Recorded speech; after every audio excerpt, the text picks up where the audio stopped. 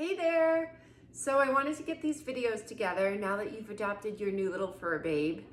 There are 3 things that you can do for health and longevity to start your new little furry friend off right, no matter what age they are.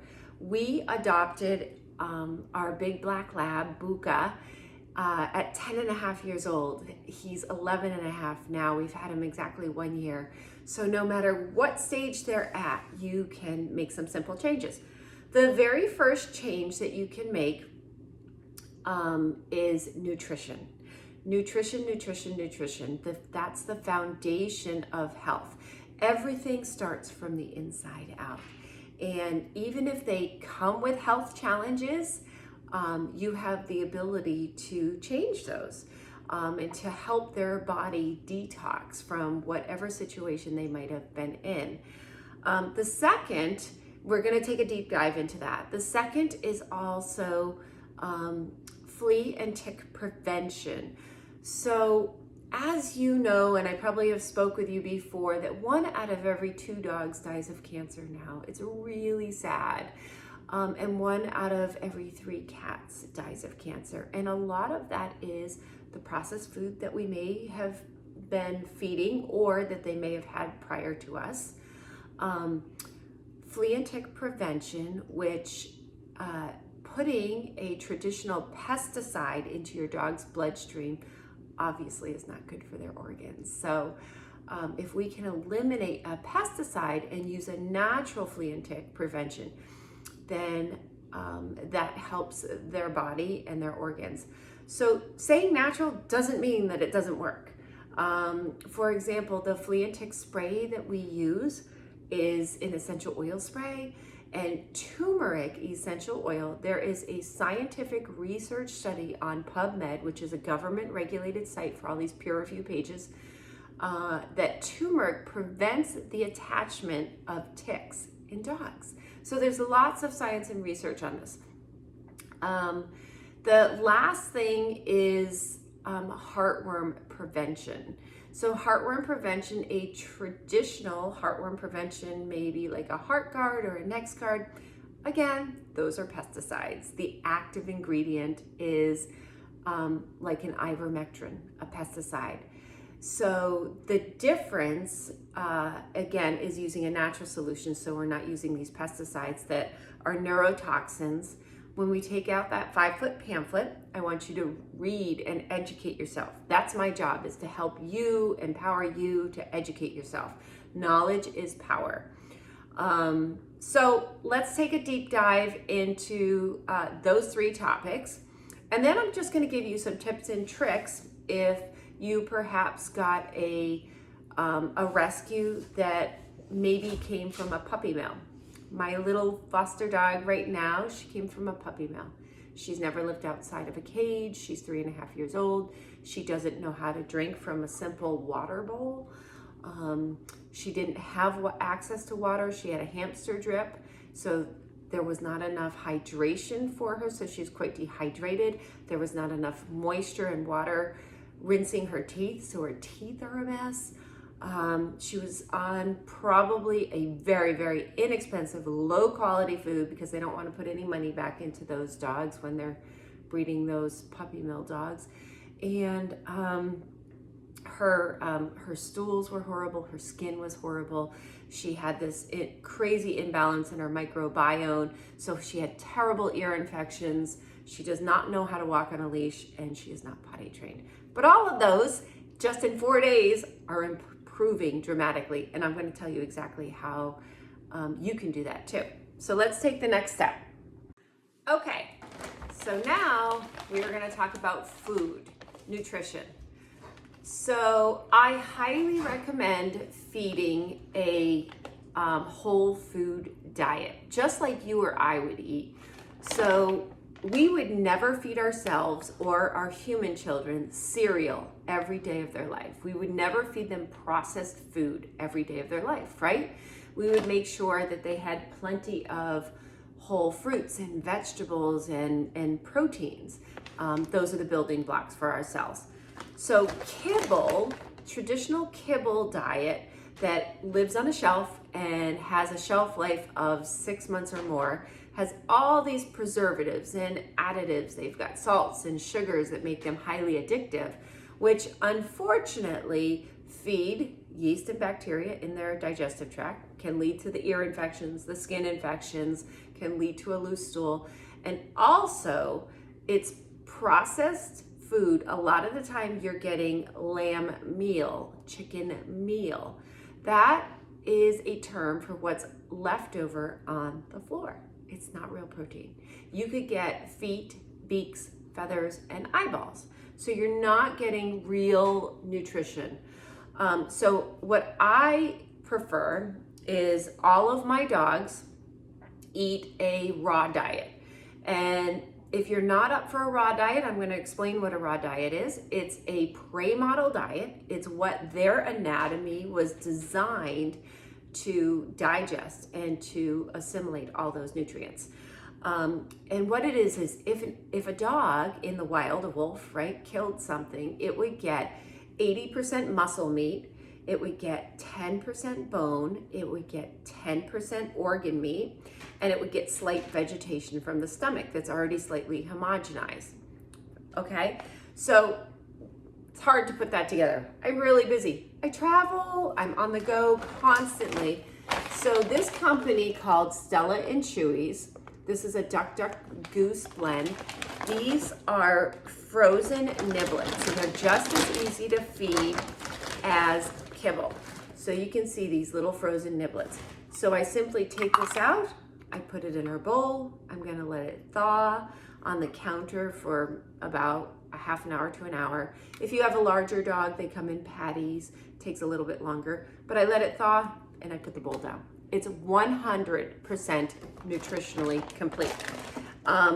And what's in here, if you read the ingredients, you're gonna get ground duck bone, you're gonna get turkey, turkey liver, turkey heart, goose, turkey gizzard, and then you're gonna get some of those vegetables. You're gonna get some pumpkin, some organic cranberries, organic spinach, organic broccoli, organic carrots, organic squash, organic blueberries, all those amazing antioxidants, right? 100% nutritionally complete, very, very easy to feed. They thrive on this.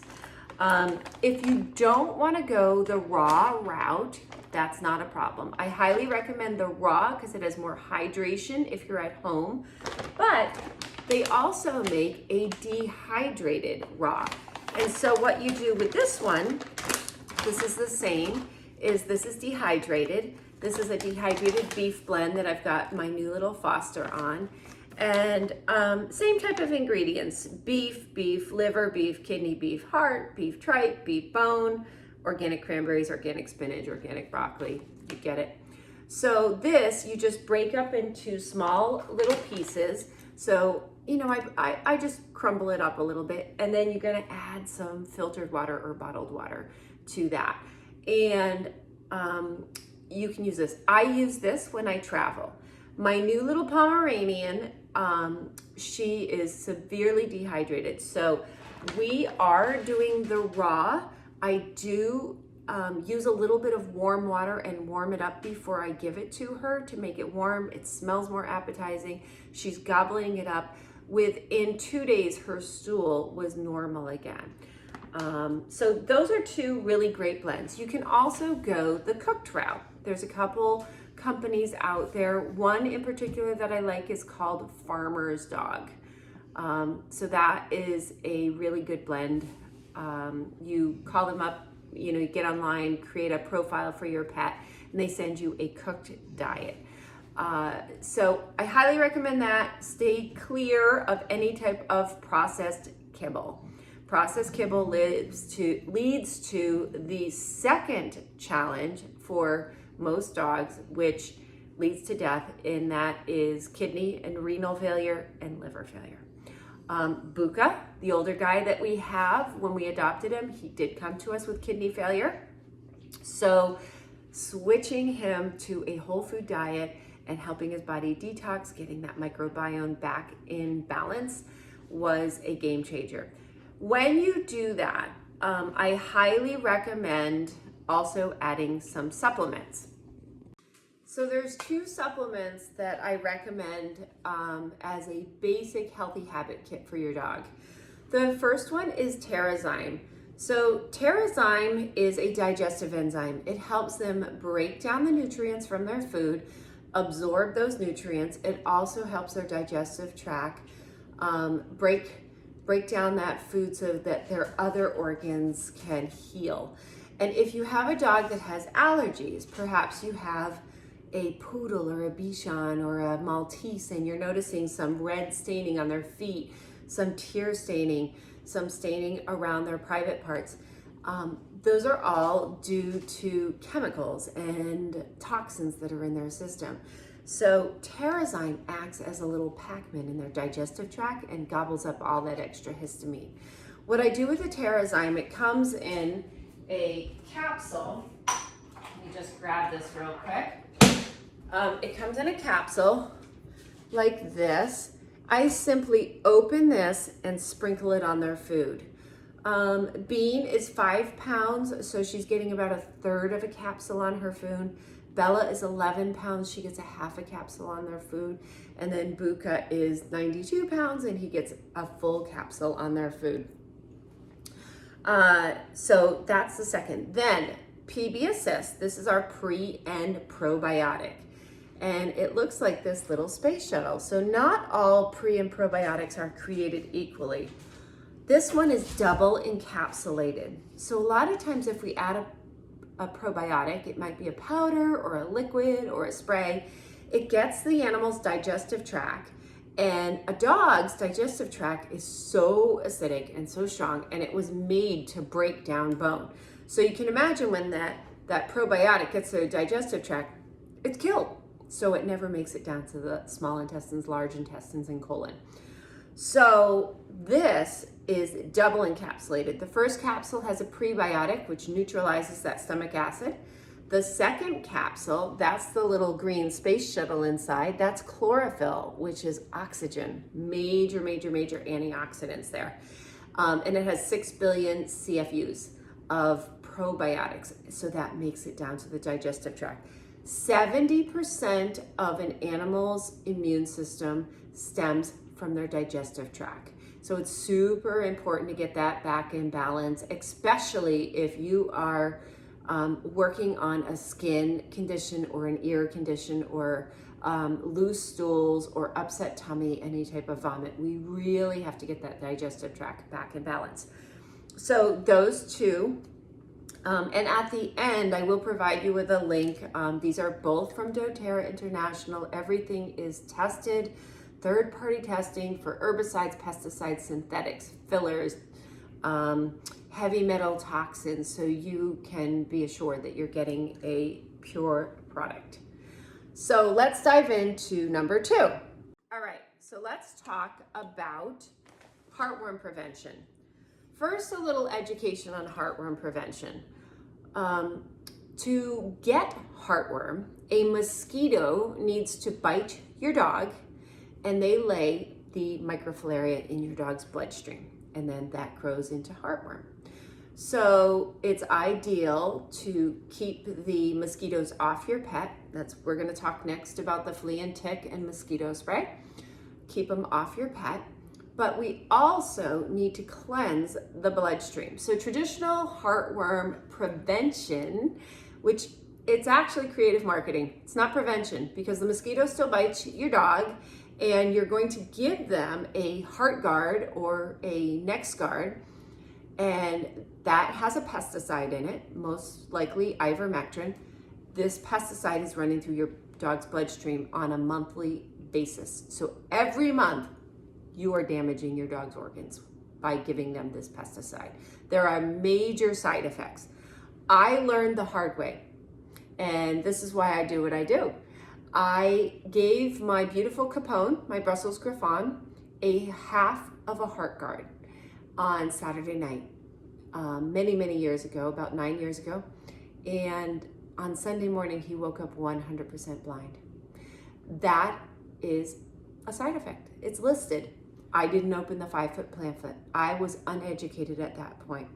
I worked with many ophthalmologists. they recommended the HWF, stands for heartworm free. This is derived from apricot seed kernel, and it is a cardiac cleanser. So it's given a little bit different. It comes with this little syringe. You just draw up the appropriate amount depending on your dog's size. There's a chart here. So for Bella, she gets 1 ml and Buka gets 3 mLs. I just squirt it in their food once a day for 7 days. Then I'm off for 7 days, then I'm on for 7 days. Only during the months that we have mosquitoes. Then I give their body a rest. So this is very, very effective. So this is our swap for heartworm prevention, so we're not giving a pesticide on a daily basis. Now we'll talk about flea and tick.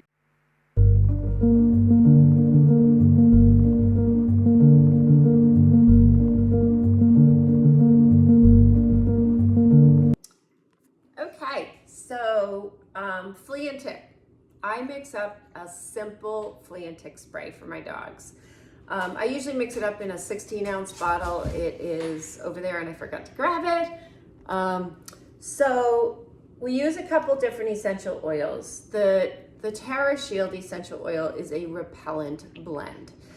It is a wonderful blend if your dog doesn't really go outside that much. Here on Cape Cod, we have a tremendous amount of Lyme disease and anaplasmosis due to the fox and the deer and the coyotes, all that. So it's not enough for our pets. Cedarwood is a wonderful tree oil that helps prevent ticks from attaching. And when you think about essential oils are from the tree, the plant, the leaves, the root. And what they do is they protect that plant against pests and bugs and viruses and bacteria. So they're doing the same naturally for our pet without that pesticide.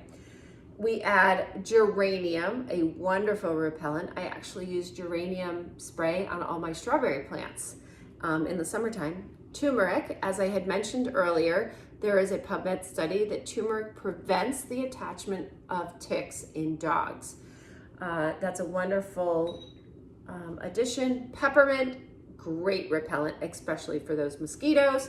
And arbor vitae is a tree oil, and it is one of the trees that lasts the longest. They live about 1,000 years.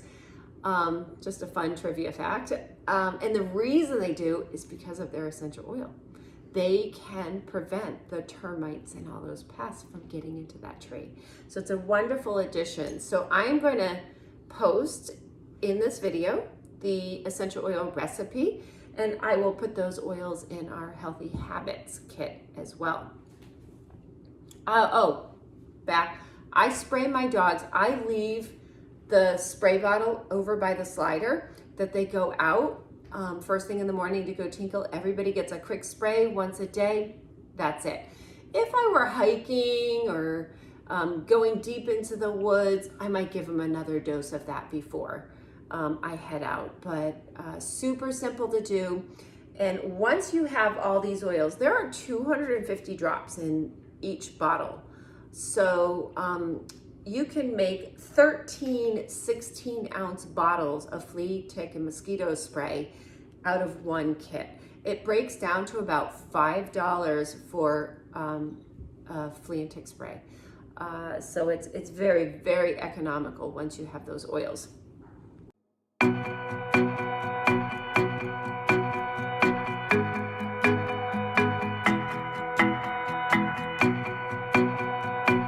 Okay, now I just want to dive into some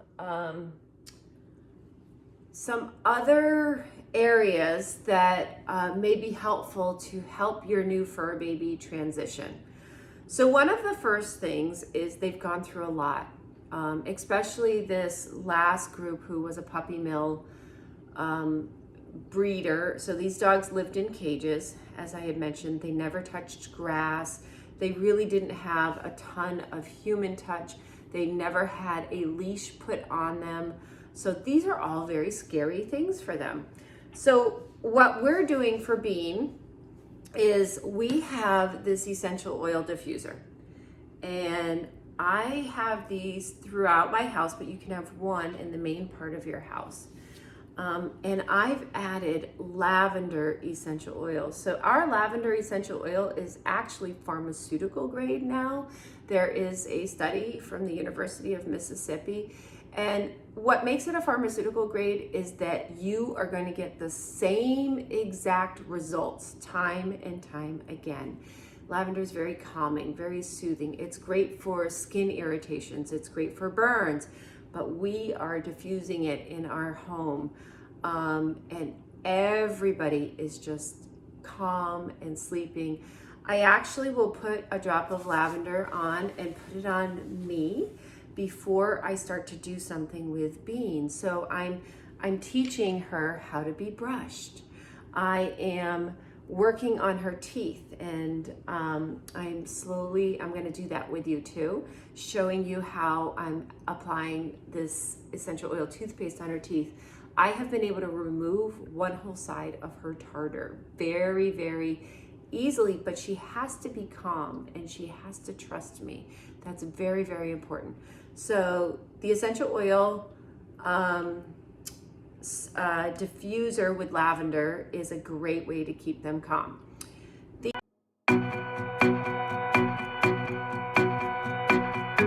next thing I want to talk to you about is water. So as I had mentioned, they did not have access to a water bowl, so they don't know how to drink out of it. And our dogs will become very, very dehydrated very fast unless we recognize that and bring water to them. So I have some filtered water. You can see it says Bean, her name on there. I pour it in the bowl, and several times a day, I actually bring the bowl to her, and I try to do it when she's very calm, because then she'll reach down and take a couple sips.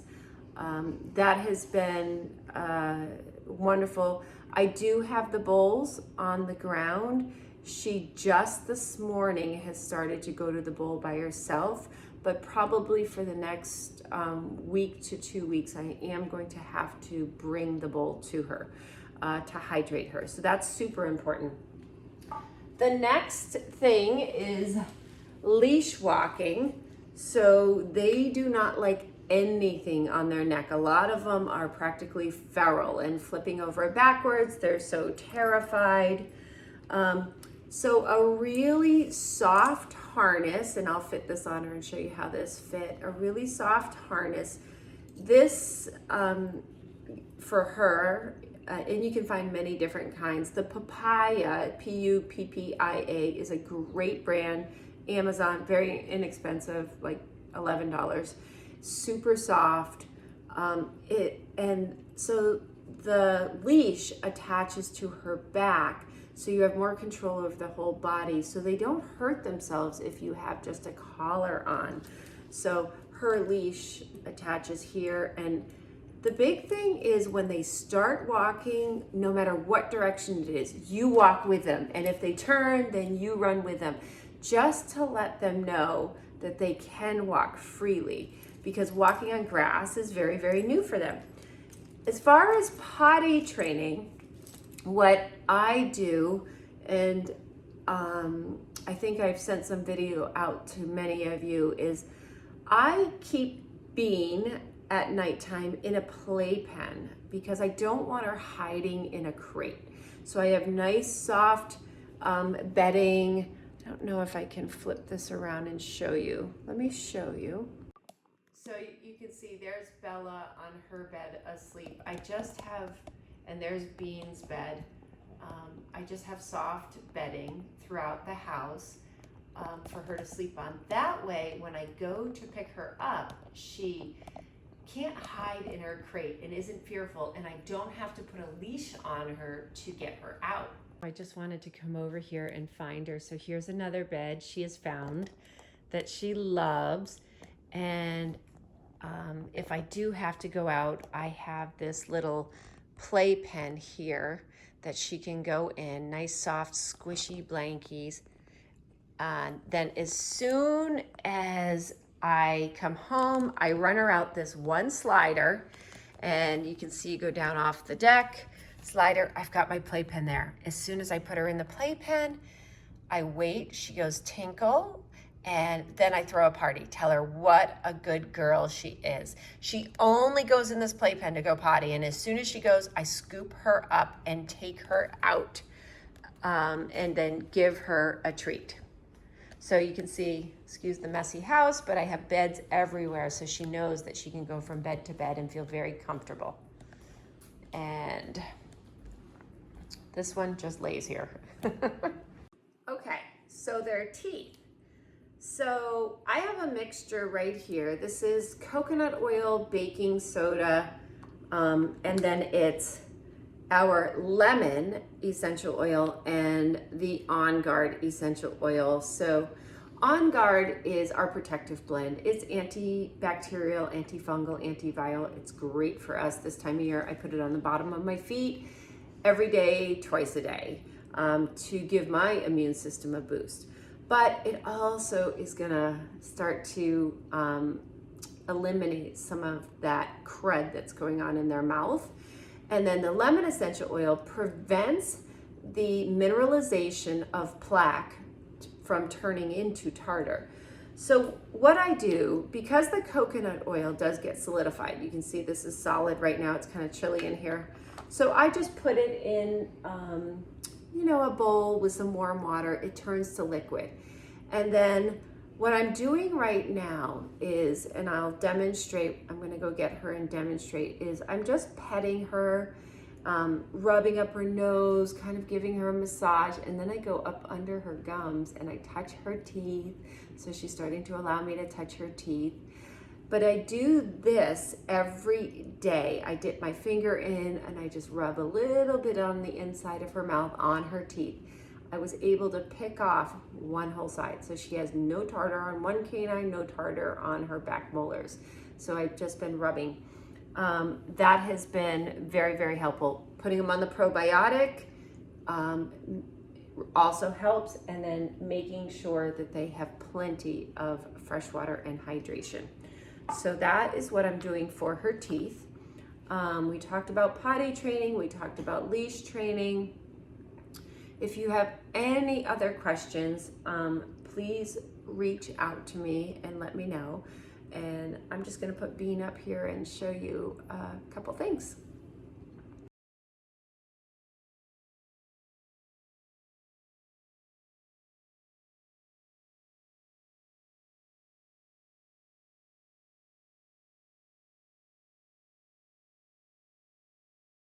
Okay, so here's the little princess.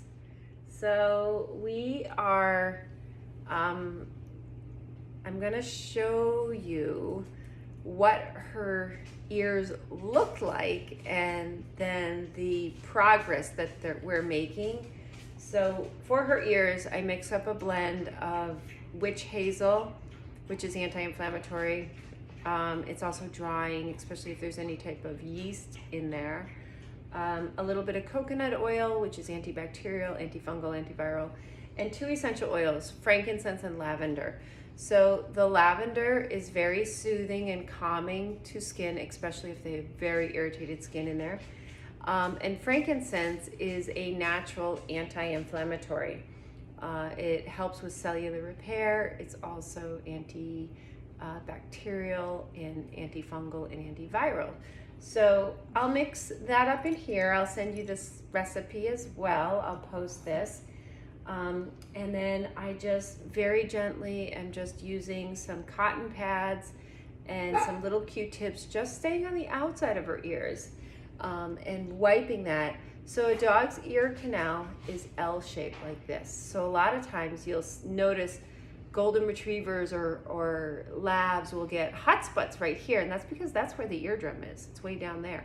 So by wiping out up here in her ear, aromatically it is going to get down to that eardrum. So she's very, very calm. What I've done is, as I've mentioned, I put a drop in my hand and I put it on my shirt to calm me.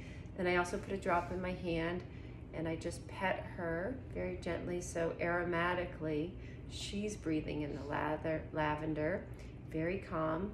I have my diffuser right next to us, so she's breathing that in. So let me show you what those ears look like when I first got her on Thursday night.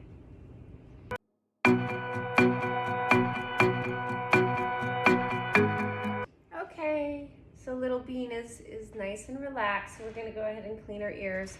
The other thing is you wanna have some treats, and you wanna make this a very, very positive experience for her. So I'm actually gonna give her a little treat to start, just so she knows we're gonna have fun, and I'm not gonna hurt her. So I'm gonna shake up my essential oil blend, and I'm just gonna take a couple Q-tips and dip them in. So you can put this in a little, container so they're wet. And then just ever so gently, gonna just open up that ear. She's got a lot of fur here, so I'm gonna just wipe the outside of the ear just ever so gently. You saw how awful those ears were, so we're really making some great headway. There's just a little bit of discharge now starting to come out. So they're really clearing up. Her ears were very, very red when I first got her. And they are so much better now. Not red at all. The skin is normal color. So this is looking really great. So I'm gonna do this every day for about probably 7 to 10 days. It'll take some time, for this infection to clear up. Get this, we'll do the other side. You're such a good girl. So in between, just make sure everything's so super positive, that she's enjoying herself. And this will help you work with them. They'll eventually allow you to touch them. It may take some time. She's still a little sensitive. Good girl, such a good girl. And really just praise them. Tell her how wonderful she is. Now this ear is looking phenomenal. Look at that, almost nothing anymore. You never want to use the same Q-tip as well. You always want to use a new Q-tip in each ear, because one ear actually could have yeast and the other ear could have bacteria. You could transfer that, and so you just want to make sure. I'm so pleased. Look at this ear. So probably one more day and this is going to be nice and clean. What a good girl. So good. So good. Yeah, so sweet. So when you're doing that little facial massage, just so you can see, she's a little shy still, but just pet them and rub up their nose. You're gonna rub over their muzzle, and then she'll let me start to rub up under her gums. And I'm gonna show you a picture. This is the side we're gonna work on this week. I'm gonna just see if I can crack that right off. That just popped off. It's okay, it's okay. All done. All done. Here. Good girl. Good girl. Let me see. Let me look. So good. Oh, so pretty. So pretty. So pretty. So pretty. They look so good. Oh my gosh, they look so, so good. And I don't know if you can see, but that piece of tartar just popped right off. Oh, so good. So that's all we'll do for her teeth today, because that was a big chunk and just treats. And I just throughout the day, I just do little stuff and just really make it super positive. That, the teeth are pretty traumatic for them. So then just brush her, tell her how pretty they are. Anything you can do to handle your dog is wonderful. And if you can do it several times a day, 2, 3, 4 times a day, that's wonderful. Now, she Good girl. And I had really brushed out all her tangles the other day. Are you so pretty? Are you so pretty? Oh, don't jump on Belly's head. Are you so pretty? Good girl.